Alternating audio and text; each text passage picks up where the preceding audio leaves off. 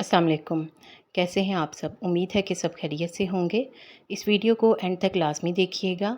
खानों को मज़ेदार बनाने की टिप्स। मज़ेदार, जूसी और नरम गोश्त बनाने के लिए गोश्त को नमक और दही लगाकर मैरिनेट करें, या फिर सिर्फ नमक लगा दें या सिर्फ दही लगाकर ही मैरिनेट करें। तो इससे जो गोश्त बनेगा वो नहायत मज़ेदार बनेगा और जल्दी गल भी जाएगा। चटखारा बोटी बनाने के लिए इसमें बड़ी इलायची ज़रूर डालें, ताकि गोश्त की स्मेल ख़त्म हो जाए। और गोश्त को जल्दी गलाने के लिए इसे सिरका लगाकर पकाएं। इससे बोटी नरम भी बनेगी, जल्दी गल जाएगी। और बोटी को फ्राई करने के लिए इस पर कॉर्नफ्लावर की कोटिंग करें, मैदा या बेसन ना लगाएं। इससे ये होगा कि इस पर लगा हुआ मसाला नहीं उतरेगा जब आप इसको फ्राई करेंगे। लजीज और बाज़ारी निहारी। लजीज निहारी बनाने के लिए मसाला भूनने के बाद तेल उतार कर एक तरफ रख लें और सर्व करते वक्त निहारी में डालें। इसके अलावा निहारी में आटा डालने के साथ साथ थोड़ा सा भुने हुए चने का आटा भी शामिल कर दें, तो निहारी का जायका बढ़ जाता है। इसके अलावा निहारी बनाने के लिए बोंग का गोश्त इस्तेमाल करें। इससे लजीज और जायकेदार निहारी बनती है और बिल्कुल बाज़ार जैसी निहारी का टेस्ट आएगा अगर आप तरी बाद में शामिल करेंगे। मज़ेदार हलीम।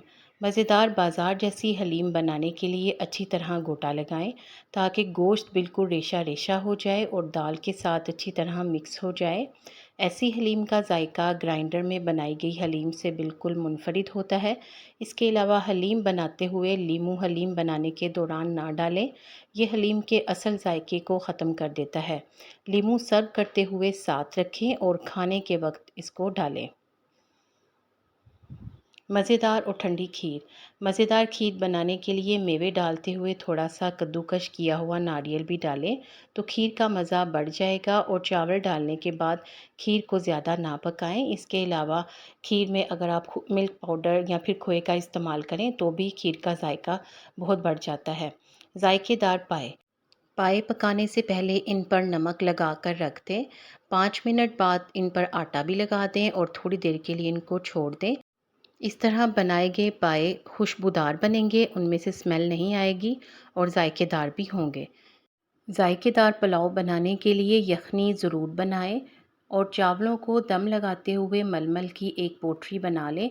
इस पोटली में सौंफ, काली मिर्च और एक कटा हुआ नींबू डालकर पोटली को बंद करके चावलों में रख दें। पुलाव की लाजवाब खुशबू आएगी और खाने में भी मज़ा आएगा। मटन कुन्ना। कुन्ना बनाने के लिए मट्टी की हांडी लें और पकाने के लिए देसी घी इस्तेमाल करें। ज़बरदस्त मटन कुन्ना बनेगा।